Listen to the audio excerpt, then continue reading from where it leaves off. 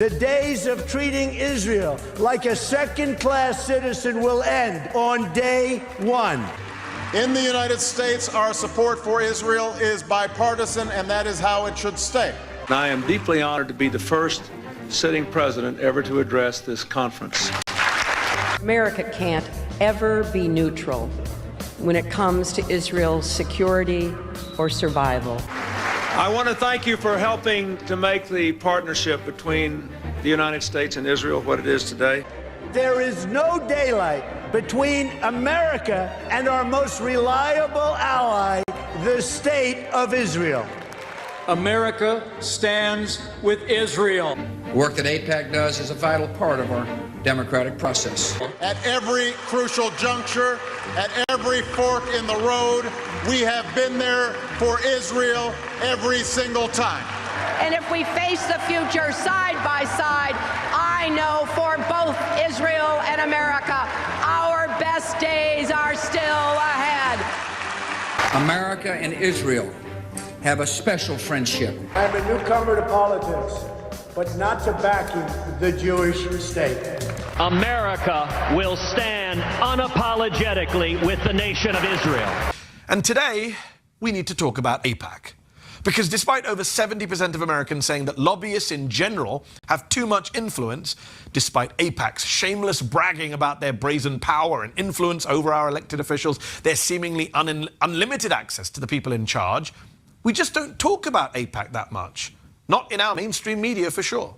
We're talking about a self-described powerful lobbying group, one that brags about its influence, puts out literature claiming that its conferences get more members of Congress than any other event bar the State of the Union, one that openly spends millions of dollars trying to unseat pro-Palestinian members of Congress. A group that in no way should be associated with bigoted conspiracy theories about Jewish space lasers or Jewish financiers, but absolutely should be associated with the wider, corrupt, anti-democratic role played by lobby groups in general, and absolutely should be rejected in the same way that we reject, say, the NRA. AIPAC are bullies. AIPAC intimidates people. And my opponent has sided not just with AIPAC, but with Republican billionaires. And because he's been in office so long, and because he's been county executive giving people jobs, people are afraid. Unfortunately, progressive Congressman Jamal Bowman has officially lost his primary in a race that was flooded with pro-Israel money and spending, namely by AIPAC. Now, in fact, it was the most expensive House primary race in American history, drawing more than $25 million in ad spending. Squad member had been an outspoken critic of Israel and how they've been prosecuting this war in Gaza, and was referring to that war as a genocide, something that AIPAC, of course, does not take kindly to, since they represent not the best interests of the American people, but the best interests of a foreign government, Israel. And because of his criticisms of that war, AIPAC spent an unprecedented amount of money in this race to make Bowman look as bad as possible. AIPAC spent at least $14.5 billion on anti-Bowman ads through its PAC, United Democracy Project, as of June 20th, and that's according to Federal Election Commission filings. Bowman is, of course, not the only one AIPAC is going after. According to Politico, AIPAC is expected to spend $100 million this election year as they specifically take aim at pro-Palestinian progressives within the Democratic Party. And remember, AIPAC is actually quite successful when it comes to targeting and taking out members of Congress they disagree with, the ones they dislike. Take the 2022 midterms, for example, when AIPAC helped defeat Congress's most progressive Jewish member, Andy Levin, with their super PAC spending over $4 million against him in his primary. AIPAC's message to U.S. politicians is simple. Support Israel and we'll support you.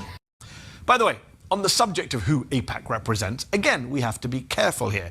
AIPAC consists of Americans, not Israelis, and we have to avoid the dual loyalty trope when it comes to American Jews.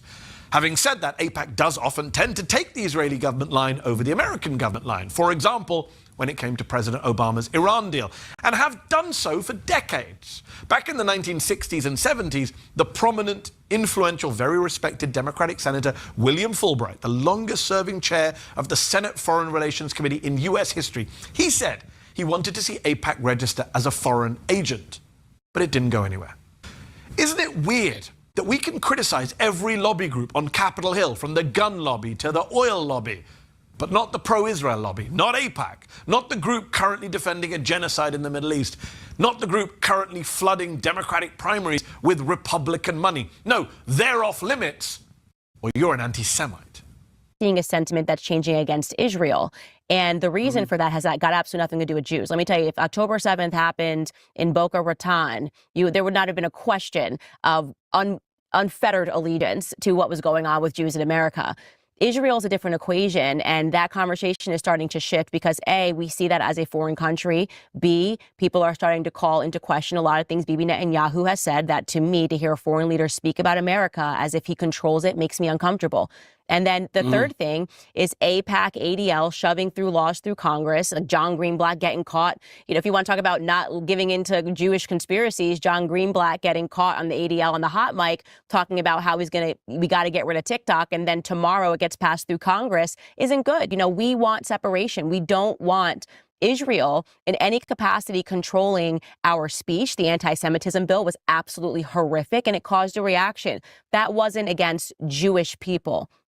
That was against a foreign country having influence on American politics. And I think because it's all happening at the same time, it can be hard to dilute that and go, okay, actually, this isn't about Jewish people. They really just don't like what Israel is doing and the impact that AIPAC and ADL is having for specific reasons. And we can disagree on that. But what we should agree on is that actually has nothing, like, I'm free speech, more speech. Yeah. You're going to make an enemy of me if you're caught on a hot mic like Bibi Netanyahu was, saying that if you criticize Israel, we're getting laws passed in America.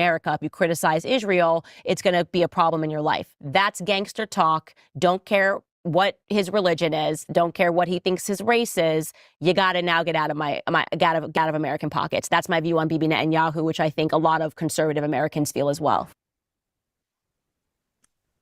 At the start of the video, we were able to see quite a number of top US politicians, including sitting presidents, addressing pro-Israel lobby group known as AIPAC.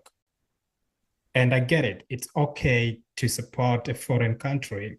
It's okay to have allies, and it's okay to come out and show support by saying it loudly and by convincing people. And I believe that most of those speeches were made during campaigns. And that is to say, some of them were sponsored by this pro-Israel lobby group. And that just tells you the amount of influence that this group has on US politicians. And we've also seen through the video some politicians, most recently, that lost their seats to opponents that were backed by AIPAC lobby group. And talking about Benjamin Netanyahu. So Benjamin Netanyahu has a long history of messing with the US president. Recently, he started criticizing Biden for not giving him enough support, not giving Israel enough support when they needed bombs, actually very lethal bombs, to continue with the war in Gaza, right? And it's not an isolated situation. Many years back in 1996, basically, Benjamin Netanyahu lectured the then president, Bill Clinton, in the White House. You may have thought that Israel was a superpower and the United States was some small country that needed to be lectured by the big boy or by the guy in charge. And it was a book that began with Christopher Columbus, but really unpacked his actual legacy in his own words through his diaries, showing that rather than the brave explorer that we were all taught to admire growing up, he immediately saw that his job while being in the New World was to enslave and to kill Indians, to kill Native Americans. So seeing that and understanding that this was the history that this country was founded